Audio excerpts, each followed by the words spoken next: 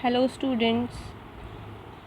So far we have considered an equivalent system which consists of a mass element and a spring element, and as I already have told you that the actual system that just now we have considered in previous lecture, where there was this circular disc and which was rolling inside this circular cylinder.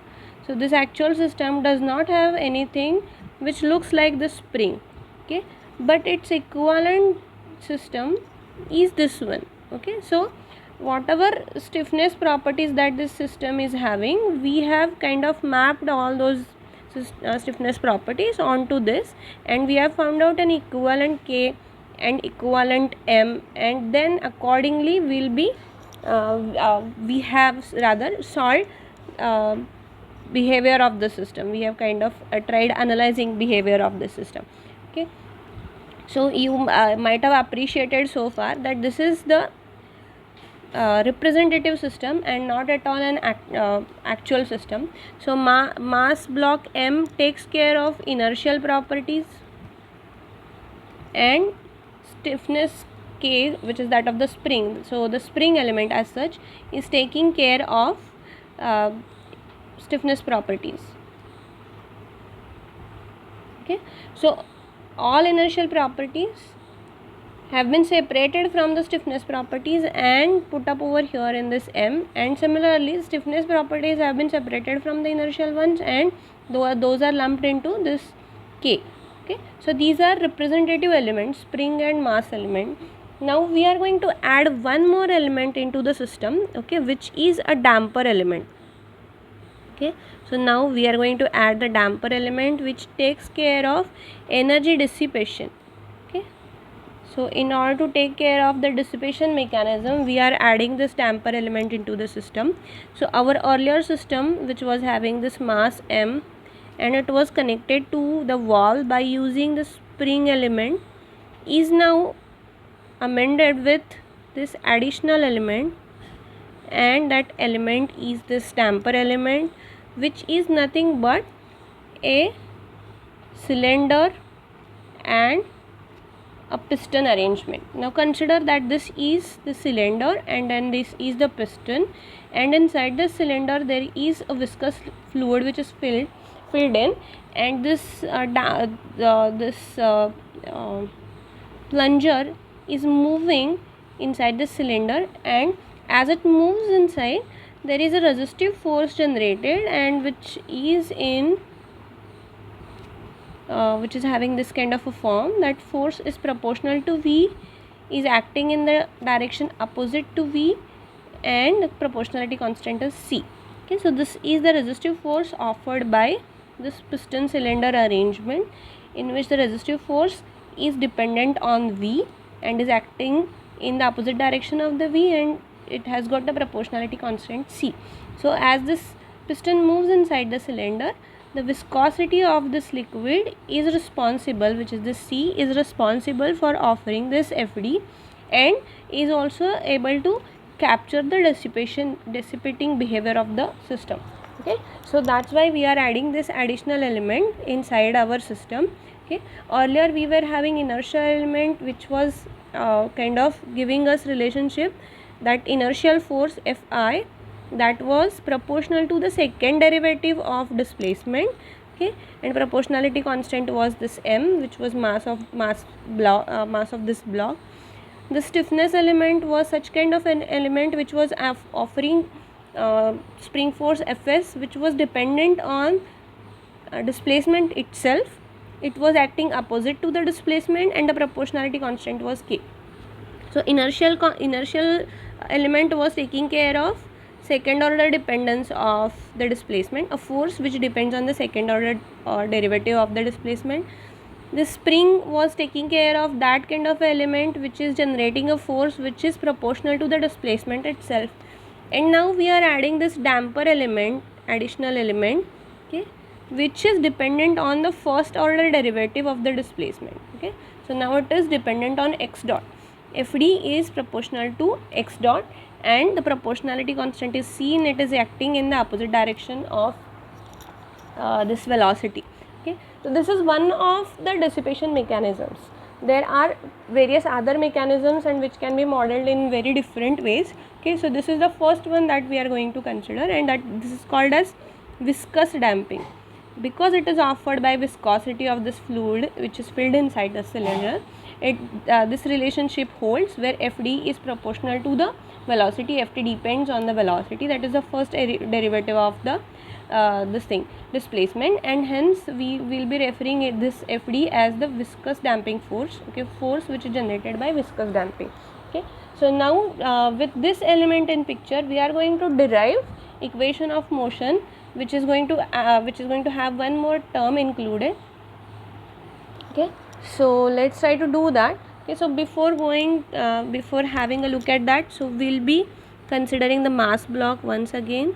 Okay, so let there be this spring force, let there be this damper force, spring element, and let there be this damper element. Okay, now let this mass block be moved along positive x direction, and this be the new position of the mass block. Now, as you know, mass block can take this position while going from this mean position towards the extremity, that is in this journey, or it can occupy this position while coming back from this extremity going towards the mean position. Okay, so either in this journey or in this journey, mass block can be present over here. So when mass block is going in this direction, which is in this journey, it is having positive velocity, whereas when mass block is moving towards the mean position, it is undergoing this journey and its velocity is negative. Now in this case, since velocity is negative, obviously you are anticipating Fd, in this case velocity is positive, so you are anticipating Fd to be negative, and in this case when velocity is negative, you are anticipating Fd to be positive. Okay, Fd acting in the opposite direction.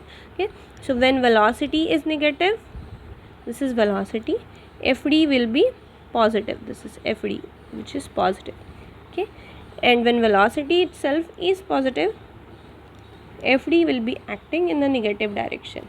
Okay, but as we already have seen in case of Fs, Fd will take care of the sign as x dot itself comes with a sign. Okay, so if you put x dot as negative, then it will get adjusted automatically and Fd's direction will come out to be positive. If you put x dot as positive value, then Fd's direction will come out to be negative. So you don't have to take care of the sign explicitly, as x dot is considered to come with the sign. Okay, x dot has got sign information inside it. So similarly, Fd will also have sign information inside it. You don't have to process it separately. Okay, so with this understanding, let's try to derive equation of motion of this mass block when it is at this new location. Let's say it is x units over here. Okay, and x dot is the velocity. Now x dot can either be this or can either be this. Okay, so it can be either going from mean position towards this position, which is the right extremity, or it can be in the other journey, inside, and that is traveling from the rightmost position towards the mean position. So either it is in this journey or it is in this journey. As such, we don't discriminate between the two, and we'll be writing a generic force balance. Okay, in that case I'll be writing this as Fs and this as Fd. Okay, this is the mass block, this is the force which is coming from the spring element, and this is the force which is coming from the damper element. Now as such, these signs are immaterial, because just now I have said that Fd and Fs have got that sign information incorporated inside this. Okay, so we will be simply writing down that Fs plus Fd is the total force which is acting on the mass. Okay, you don't have to explicitly give this either Fs or Fd its sign. Okay, it will be included inside it. Okay, so you can consider either Fs acting in this direction or Fs acting in this direction. Similarly, Fd can act in this direction or can act in this direction. Okay, but in whichever direction it acts, Fd's expression will be minus c times x dot 0. X dot. In the similar fashion, Fs's expression will be minus k times x. Okay, so these are the two expressions of Fs and Fd. And now with this, let's try to derive the equation of motion. Okay, in order to derive that, we just now have seen that total force, which is unbalanced one, that is acting on it is Fs plus Fd, which is just now as we have written is equal to minus kx minus cx dot. Minus kx is Fs, minus cx dot is Fd. Okay, so I can write down this total force as nothing but mass times acceleration. Okay, and hence mx double dot, where x double dot is acceleration, plus cx dot plus kx should come out to be equal to 0. Okay, so this is the new equation of motion, okay, which has got this term additional. Okay, so damping related term which is coming because of the cx dot is the additional term that we have just now introduced, as we have introduced the damper element inside.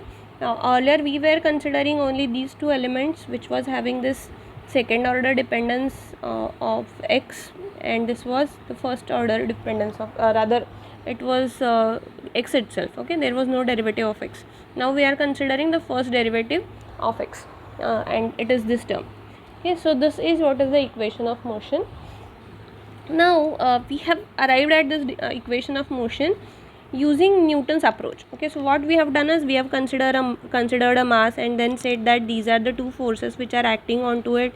One is Fs and other is Fd, and both of them are kind of, when you sum them off, so what you get is the total force, which is an unbalanced force that is bound to cause acceleration, and that acceleration should be proportional to f and should be in the direction of f, a, and proportionality constant is m.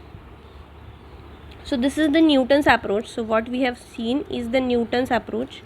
Now same equation can be arrived at by using a D'Alembert's approach. So what D'Alembert is saying is that, so it's nothing but the same stuff but only kind of put up in a slightly different fashion. Okay, so this is Fs and this is Fd. Now you know that total force, total unbalanced force is going to act in this direction. Okay, so this is going to be the total force. So obviously you should anticipate that acceleration should be in this direction. So what you do is you assume that there is an inertial force acting in the opposite direction of this acceleration, and it is having an expression of ma. So this is inertial force. Okay, term this as inertial force which acts in the opposite direction of a, and proportionality constant is m. Okay, so write down an inertial force in the reverse direction where you are anticipating acceleration to be. Okay, so what you have to do is you have to kind of write down what are all forces which are coming onto the system, see what is the equivalent force, and equivalent force should give rise to acceleration in the direction of the equivalent force. If this is the acceleration direction, so what you will be doing is you will be putting out inertial force in the opposite direction of that, and which will be equal to minus ma. Okay, so that leaves you with such kind of system where you have Fs over here, where you have Fd over here, and this is Fi, okay, which is minus ma. Okay, so these are the three forces, Fs, Fd and Fi. So Fs plus Fd plus Fi should be equal to 0. These are vector quantities and hence we are adding them this way. Okay, we know Fs is minus kx, Fd is minus cx dot, and now Fi as we have written is minus mx double dot, that should be equal to 0, which is nothing but mx double dot plus cx dot plus kx equal to 0. Okay, so it's the same equation that we just now have arrived at. So you kind of see to the same equation, either you go by Newton's approach or you go by the D'Alembert's approach. Okay, only thing is that D'Alembert, what he is assuming is that if you introduce this inertial force, this is a fictitious force, as such there is no force like this which is acting onto it, but this is a fictitious force. If you introduce it in the opposite direction of this a, then you can think of this entire body as if it is in the equilibrium, which is a dynamic equilibrium. So this is the equation of the equilibrium, right? So you are considering that this equation represents the equilibrium of the system, but that equilibrium is dynamic one. Okay, so dynamic equilibrium has been established, and now you can treat it in the similar fashion as you treat the static equilibrium. So as if it is an equilibrium, you have to treat this equation, and it can be arrived in this fashion, where what you will be doing is you will be considering inertial force which acts in the opposite direction of the acceleration, and acceleration obviously should act in the direction of what is the equivalent force which is acting on the system, external equivalent forces which are acting on the system. So in that direction acceleration has to act, and inertial force has to act in the opposite direction. So that this is what is the story of the D'Alembert's way of arriving at the equation. So either by D'Alembert's way or by the Newton's way, you are going to go to the same equation which is now including this term as well, which is this damping term. Okay, so now this is the new equation that we'll be working with. We have kind of, so what we are doing is we are kind of increasing the complexity of the system. Okay, so in earlier case we simplified our system by only considering mass block and stiffness block, that is spring block. So there was one mass element and there was spring element, and now we are slightly increasing the complexity by increasing level of its complexity in such a way that this damper element is also included into it. Now in the light of this damper element, this is what is the equation that we are getting. This is the differential equation. Still you might have seen that the order of differential equation is 2, as highest derivative is second order. So you should anticipate two initial conditions in the same fashion as that we already have given. Those two initial conditions will be on x and x dot, so there won't be any change in initial conditions. Okay, although this new term has been introduced. If you introduce any additional term which will be, let's say something like alpha time x triple dot, in that case if you happen to do so, in that case order of differential equation will change, and when order of differential equation will change, you will have to change your initial conditions as well, but we will not be considering this. Okay, so this is something that we don't do, and we have introduced new term which is having a lower order derivative, and hence as such there is no any change in initial conditions. Okay, so with this we'll stop over here, and we'll try to see how to solve this equation with the initial conditions in the next class.